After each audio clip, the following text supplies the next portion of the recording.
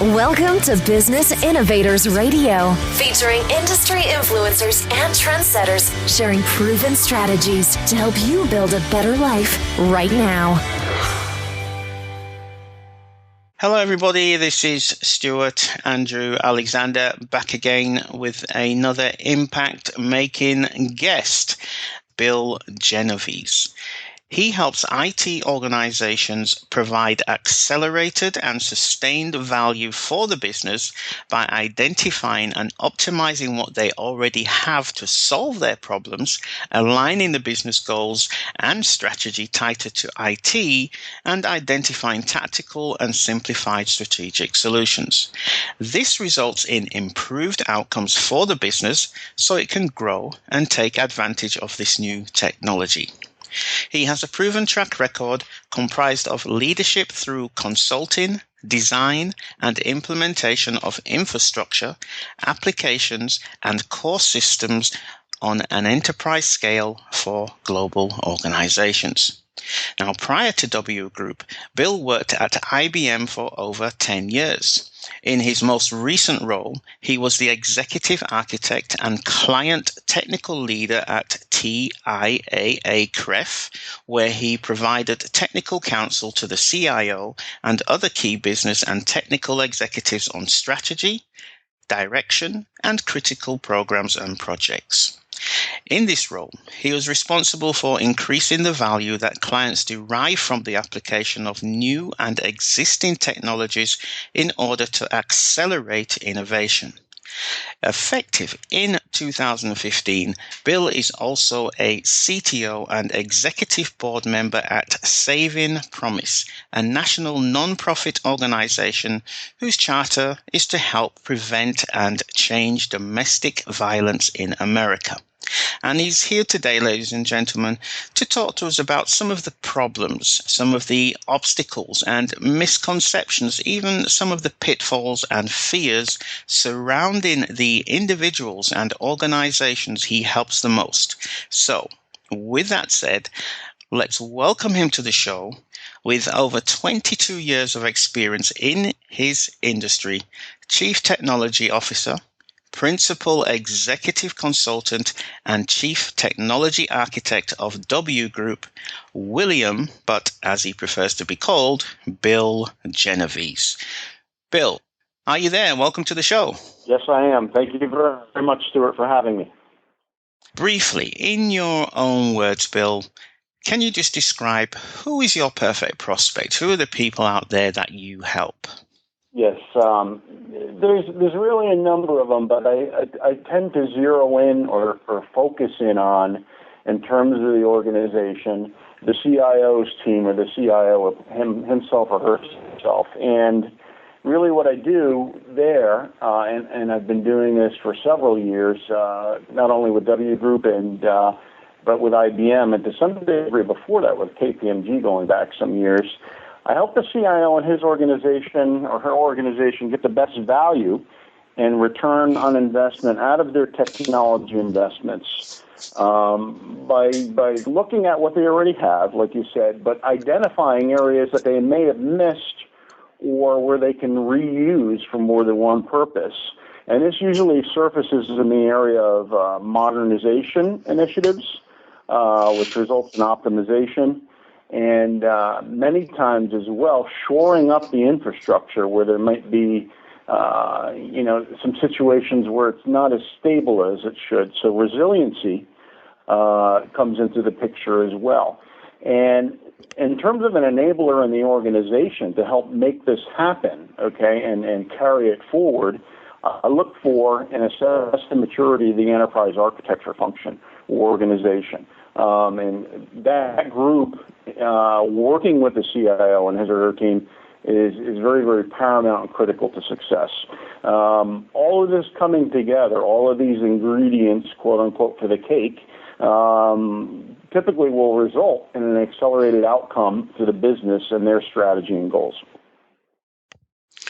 Okay, Bill. So when you think about these CIOs that you work with and the organizations that you work with, Can you please share 2 or 3 common obstacles that you find prevent them from achieving their desired outcome of getting the best value and return on investment on their technology investments through the modernization, optimization, and resiliency that you talk to them about? Right. And the number one obstacle that I come up against is really perception-based.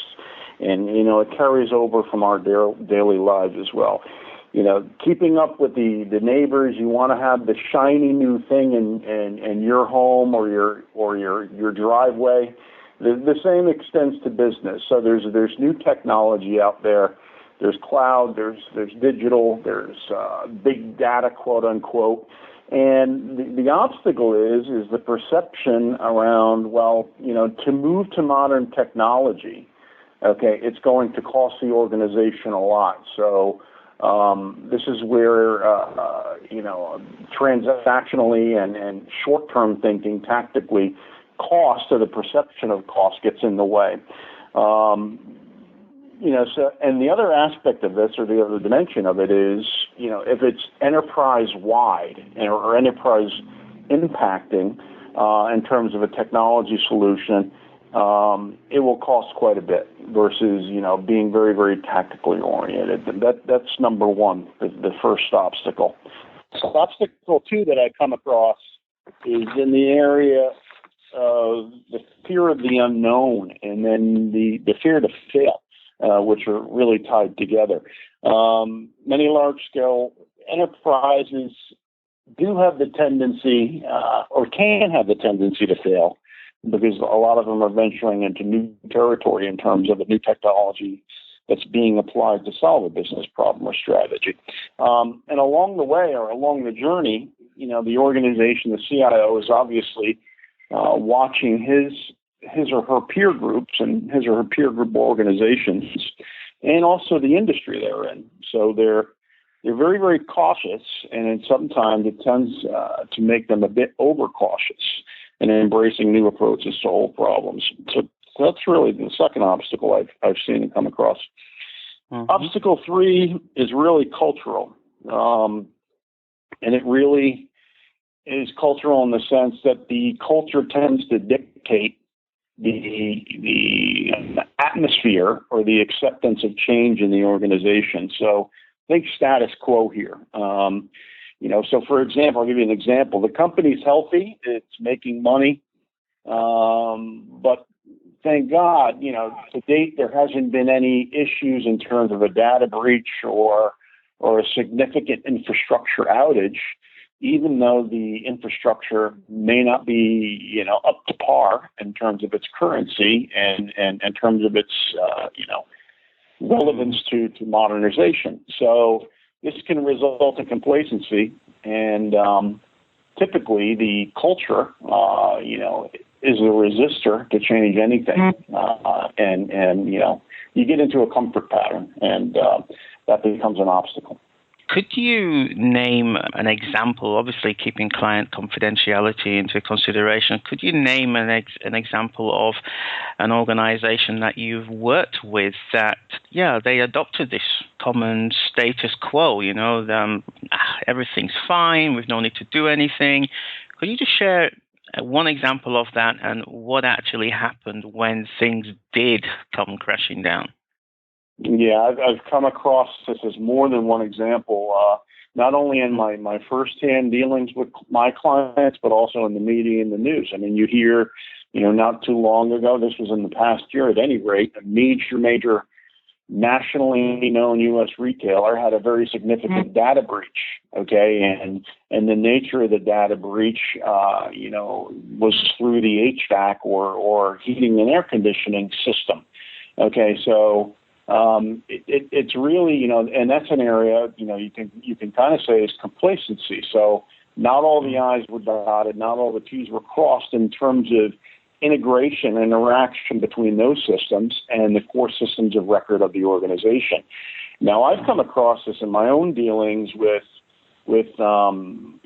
clients in the sense, and it's really surfacing in the area of technology refresh or keeping things current in the data center on the infrastructure side.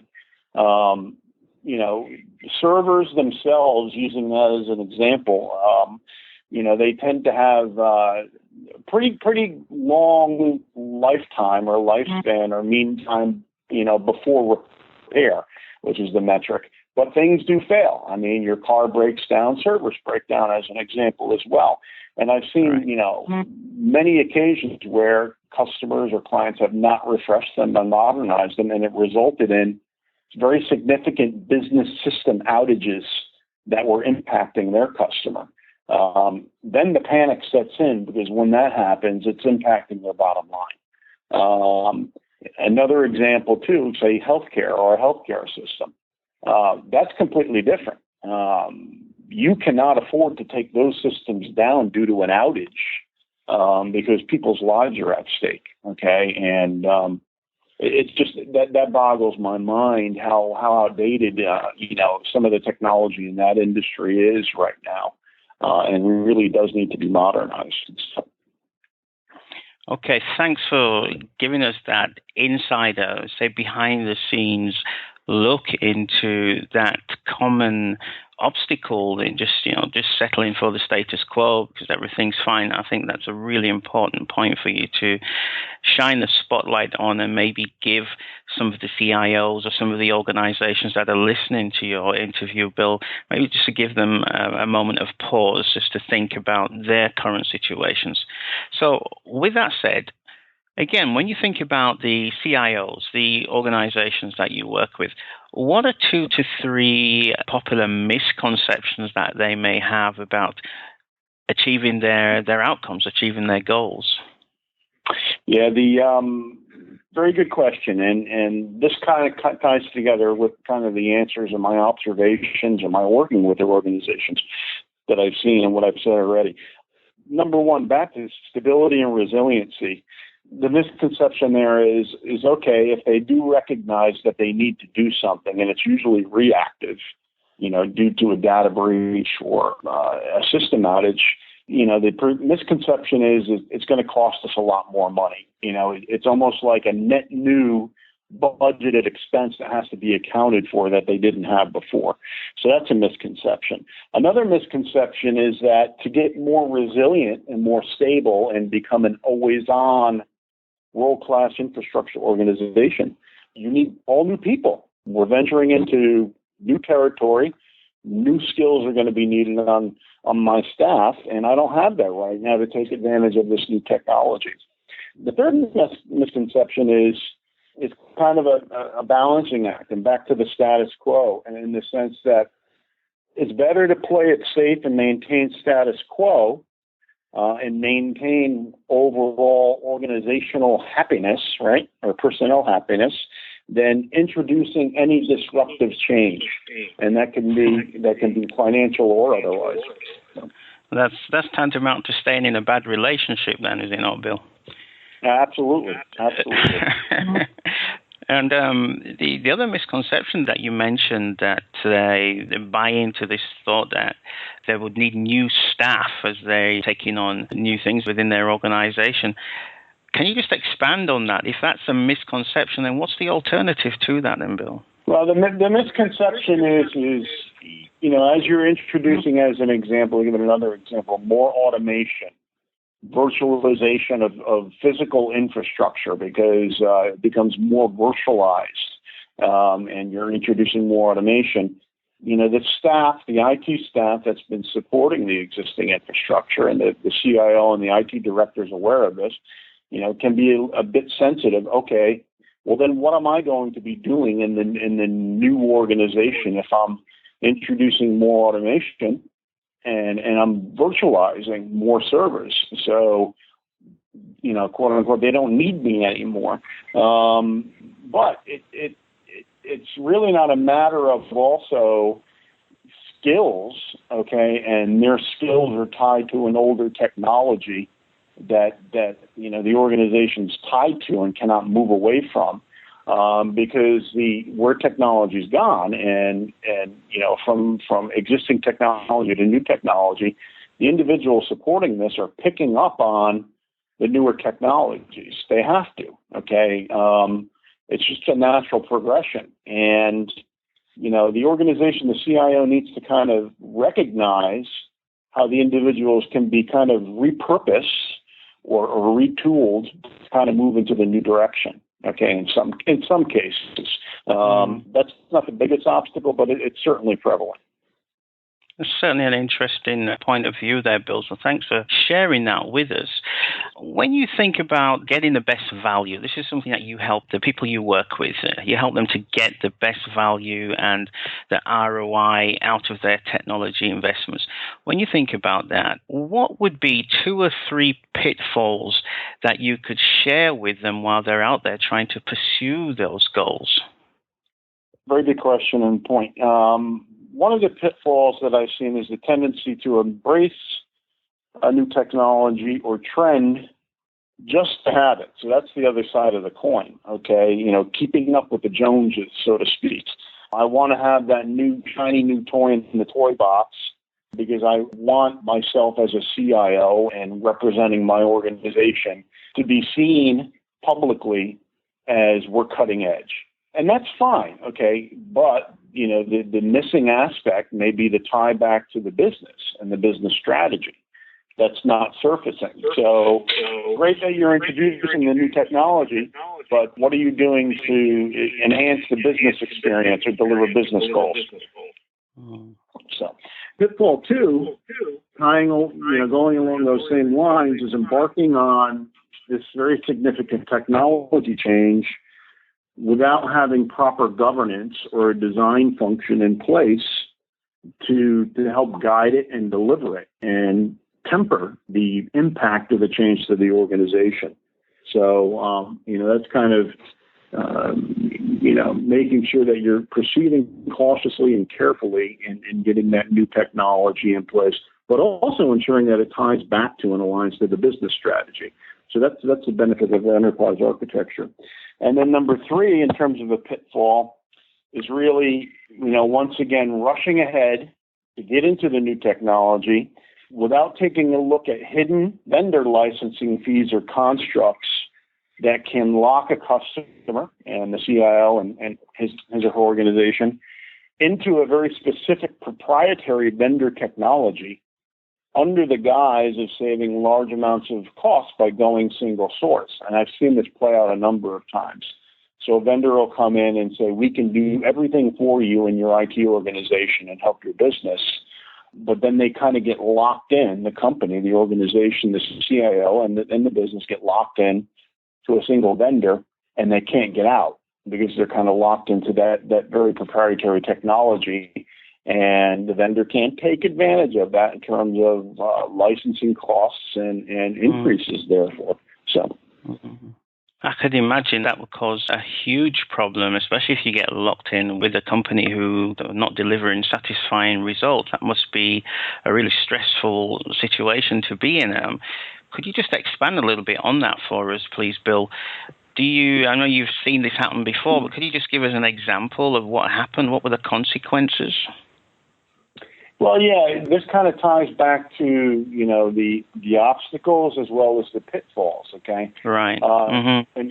In terms of an example of people, okay, and the fear of the unknown and moving forward, you can kind of convince your staff, potentially, look, we're going to embrace this new technology, but it's more or less an extension of what they've already been doing in terms of a technology, and it's not too disruptive of their world. So it kind of locks them into, a little bit of a step forward, but it doesn't allow them to take advantage of other technologies that may be better suited for what the business wants. Okay, so it's kind of a pacifier for the IT organization. Okay, we'll kind of stay on, for example, x86 or Wintel, Intel-based platforms. And we'll go to, the virtualization of that and, treat it kind of as a commodity and assume that every single workload or every single application that the business needs will run just fine on that type of infrastructure solution. Well, that's just not true. Okay. You can't generalize that and say, any type of workload for any industry will run on one single platform or one choice, okay? And that's where the lock-in comes in. and once again, complacency. So they may try it via a pilot or a POC, or they may have had some success in the past running it long term, and they move more and more workloads or applications to that one platform, okay, until there's an outage or until there's a breach or something, and then they second guess their decisions along the way. So I've seen that play out quite a few times, actually. So. Okay, Bill, you've been 22 years in the industry, is that correct? Correct. Yep. Yeah, between 22 and 24, if I'm doing my math correctly. Yeah. 22 to 24 even. That's a long time. And in that period of time, Bill, you must have seen literally almost everything there is to see. But within your experience, what are 2 to 3 of the most common fears that prevent the CIOs and the organizations that you work with from achieving their desired outcomes? Could you just possibly expand on that for us, please? One thing I will say back to what you just said, I've seen a lot, correct.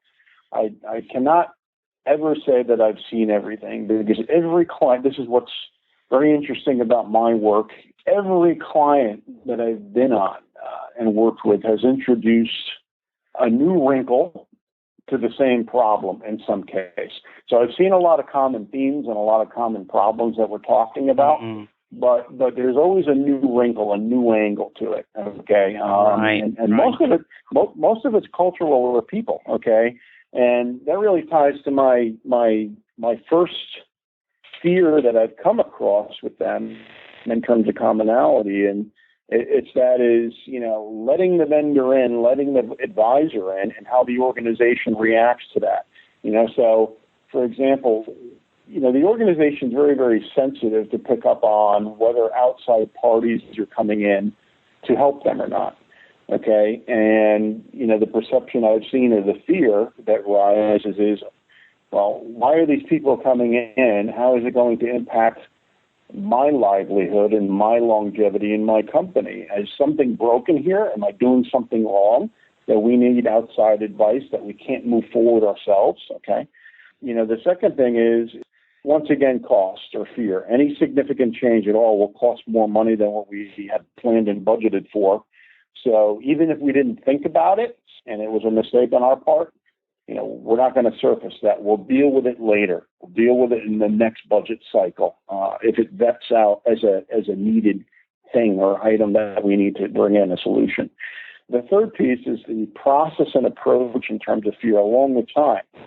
Quote unquote, we don't even have enough time to complete our day-to-day activities to stay afloat. How are we going to introduce change to move to new technology to make our lives easier, to improve or optimize? So once again, that's the complacency and the status quo.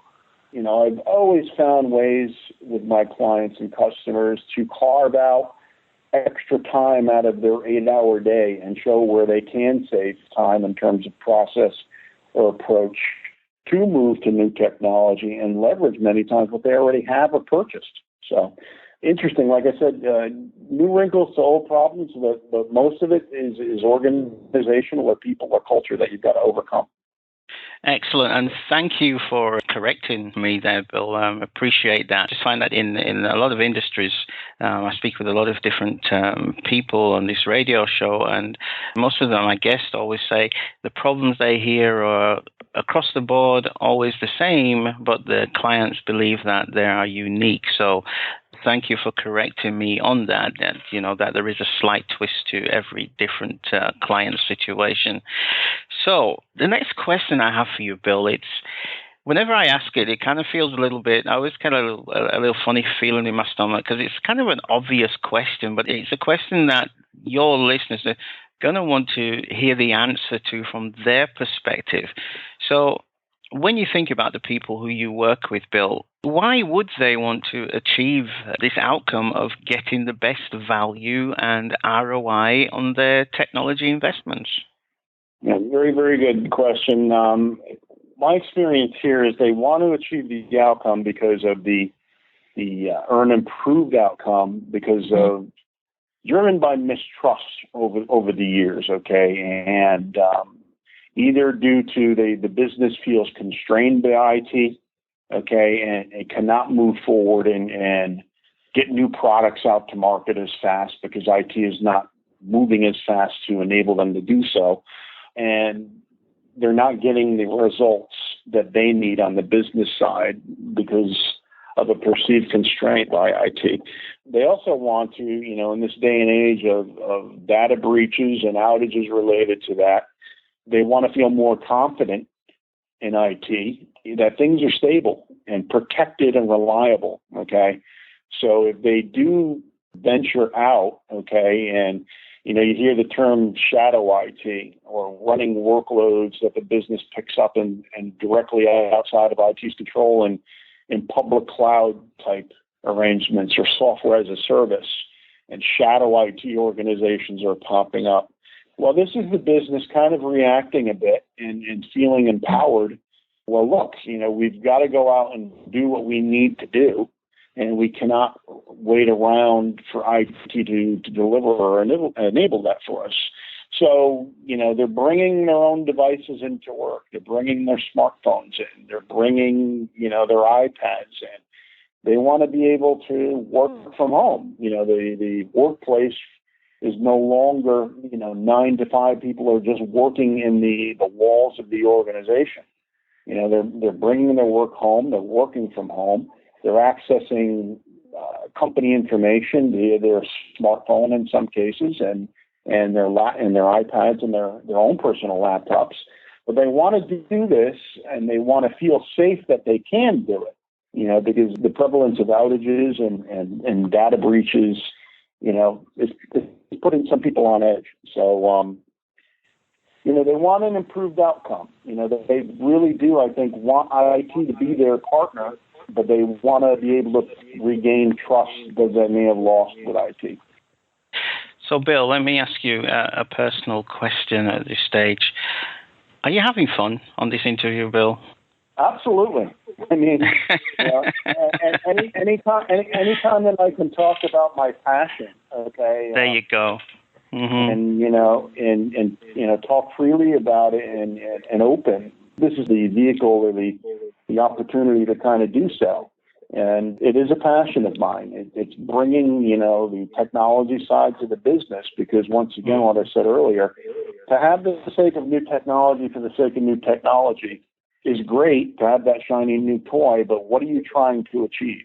Okay. Exactly. And that plays out in my personal life too. I mean, I've been for example, an Apple fan since day one. I still have the original first release of the iPhone. My wife and I do. We track very carefully. Well, what's the new release going to give us over the previous release? How does it make things better for us?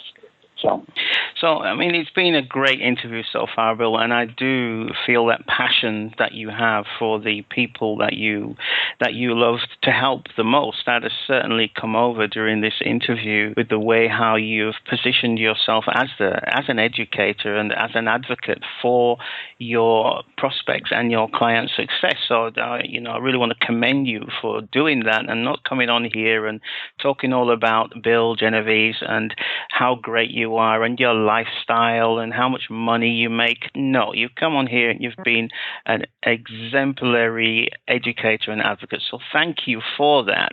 So with that said, Bill, now that we know who you have this greatest passion for helping, you've spoken about some of their most common obstacles, some of the popular misconceptions that they may have bought into, the harmful pitfalls they should be aware of. You even address some of their fears that may hold them back, as well as some of the emotional and logical reasons that you just touched on about why they would want to achieve their desired goals. So now that we know all of that, Bill, let's talk a little bit about your solution. And this is a question, it has about 651 questions in one sentence, okay? So what is your solution, Bill? What is it exactly? Does it have a name? Does it have a brand? What made you come up with the idea or the company you work for? What inspired you to help the kinds of people that you work with today? So in short, to encapsulate all of those questions, just tell us a little bit about your backstory and how it links to what you are doing today and the solution that you have. Once again, it ties back to the overall theme of aligning business with the technology side of the house, okay? And the solution in that area, if produced correctly and put in place correctly, both from an organization perspective, an approach or process perspective, and as well as tooling to support it, is enterprise architecture. Okay, but you cannot go into an organization and expect that to happen overnight. So typically what I'll do is my solution and the company that I'm working for now, the WGroup, which very, very good example of doing this too, we'll go in and we'll put together kind of a state of the union for the customer. And based on our collective experience, I'm one of the few individuals. Many of us are former CIOs and CTOs or existing CTOs on a part-time basis like myself. We've seen it, and we've seen what works and what doesn't work, so we bring that knowledge to bear, and we can put together kind of a benchmark in terms of maturity. We'll lay out a very, very actionable plan for a client to get there based on their very specific business drivers and goals, okay? So at the highest level, what's the company's vision for the next 10 or 20 years? And then tactically breaking that down, how do they get there? Both from a business perspective, but most importantly, how is technology going to enable them to get there as fast as possible? So, and I do this, like I said, identify the vision, the top 5 drivers from the business, and then use architecture tactically and strategically to deliver against that. Define your initiatives, and then what changes will be necessary in further detail to make that happen. While I'm doing this, though, another thing as part of my solution, complex topics or technologies may be introduced, either by the vendors that are circling around the customer, or even myself or others, but we break down that complexity and make it simple, and I've done this a number of times by identifying use cases that are very, very specific to the vision or the challenges that the business are trying to solve. So you can take a very complex technology and say, well, don't understand it, but here's how it's going to help you in terms of a use case. Here's how you're going to apply it. Once we start doing that and illustrating that, then the light bulbs start going off and adoption is increased. And some of those fears and obstacles that I mentioned earlier start to dissolve. Okay, Bill. So finally, if there is a CIO who's listening to your show right now, or an organization, or somebody representing an organization, maybe an HR director that wants to bring you in and speak to their employees, or an event organizer that may be interested in you coming and doing some public speaking, or maybe even an investor or a vendor or any other kinds of key business decision makers who are listening to this show and they want to connect with you, how would they go about doing that? Where would they find you?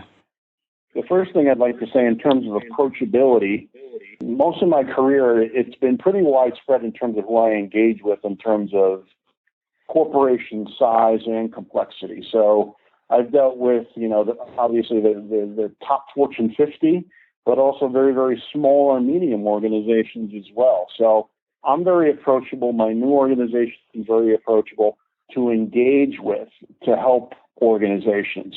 So that's another fear too. You get a high-paid consultant or any type of outside consultant, they're only going to want to work with the top 100 or Fortune 50. And for me personally, that's not true. I mean, I've worked with smaller organizations all the way up to massive internationals. Companies can find me and individuals can find me. I use LinkedIn quite a bit. I have a pretty solid network, global network established there. I have testimonials and recommendations for my work with my former company and building those now with my new company. And it's just simply, looking for my name on LinkedIn, William Genovese. And I'm very, very happy to connect. I'm more or less an open networker, okay? And I believe in the, connection and establishing a network for the better good for everybody. So I can typically be found there. You can also find me on my new company's website, the WGroup, and that is thinkwgroup.com, just how it sounds phonetically. And we have a people section there, so you can take a look at my constituents, my colleagues, as well as myself in terms of bio and background. And then I also have a personal website that I've set up to kind of, illustrate my portfolio over the years, my experience in helping companies. And that's on maven.com. And you can find me there as well. I have a profile on that website too. Perfect. Bill, unfortunately, we've come to the end of the show. So before we leave, Bill, do you have any final thoughts? Because I think you've done an excellent job of making a technical topic sound so interesting, so intriguing. Personally, it's not my field. Obviously, the show is not for me. It's for the people who you work with, the people you have a passion around. But you still, just through your honesty and just being so humble and being so educational and informational, you did an excellent job of providing a great resource for people to listen to in the future. So with that said, Bill, do you have any final thoughts before we say goodbye? Yeah, number one, I'd like to thank you very much, Stuart, again, for giving me this opportunity. Hopefully it'll enable some of my existing clients as well as former clients and new clients to learn about myself and my new company and organization. And, I've come across individuals that have this passion that I mentioned earlier in these organizations over the years, but I'd like to meet and come across more of them, because what I'm saying resonates with certain individuals. I'd like to have it resonate with the entire organization at a company. That would be great. So I know that you can't boil the ocean in one day. I'd just like to close with that. Advice to companies that are listening: don't give up. Keep moving forward and look for the value in what you already have as a starting point. Bill, thank you so much for your time. I know you're a really busy guy. Really appreciate you coming along and sharing all of your great advice with the listeners. Thank you, Bill. If you just want to say a goodbye yourself before we leave. Thank you, Stuart, and goodbye. Thanks very much again. Okay, thanks, Bill. Okay, to everybody else out there, this was Stuart Andrew Alexander saying goodbye for now. Take care, and we'll talk real soon. Thanks for listening to Business Innovators Radio. To hear all episodes featuring leading industry influencers and trendsetters, visit us online at businessinnovatorsradio.com today.